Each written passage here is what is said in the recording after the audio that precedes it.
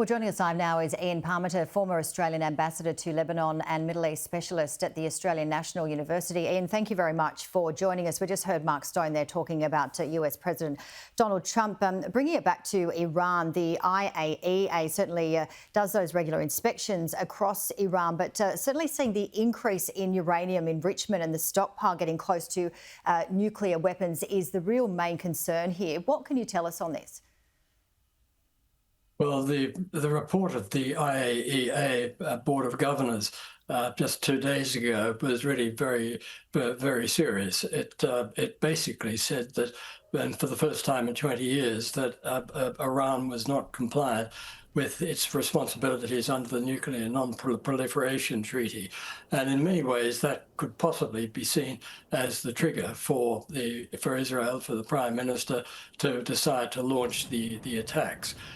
Against that, of course, just in March this year, the Director of National Intelligence in the Trump administration, Tulsi Gabbard, told a Senate committee under oath that the US had no intelligence that indicated that Iran had restarted its nuclear weapons program. But the point of this stage, I think, really is that as far as Israel was concerned, Iran was now about as weak as it was ever going to be.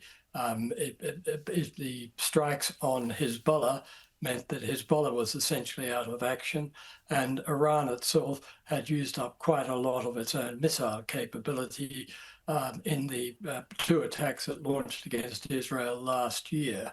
We don't know at this stage exactly how many missiles and rockets Iran has. They were estimated at about 3,000, but they may be less than that. I think there are really 2 aspects to what Israel is doing now from what we can see as analysts. One is to cut out Iran's defenses and make it as difficult as possible for Iran to defend itself, and thus give Israeli aircraft pretty well free latitude over Iran. Yeah. Now, if they can do that, that would mean that they could actually start really hitting some deep underground targets, but we'll have to wait and see how this develops. And what's your opinion on the Iran's Supreme Leader's speech a couple of hours ago? He made mention they should not imagine that they've attacked us and that everything is over now. How significant are these comments?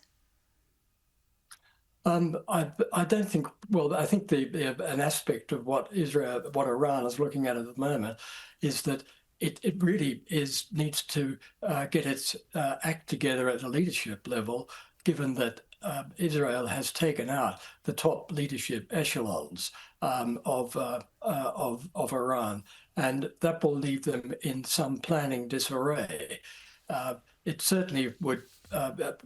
It's very hard to see at this stage that Iran is prepared to make any negotiating concessions at this stage. But it's interesting that the US President, Donald Trump, is still talking about the possibility of keeping the negotiations going.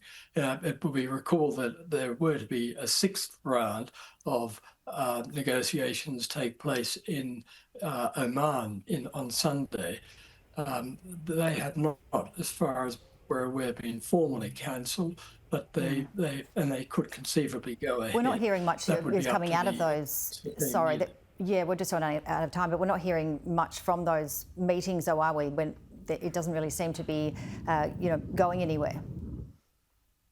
No, they don't, and that's a point that President Trump made a few days ago, that he was becoming more pessimistic about the chances of reaching a deal, and that also, of course, would be an aspect that the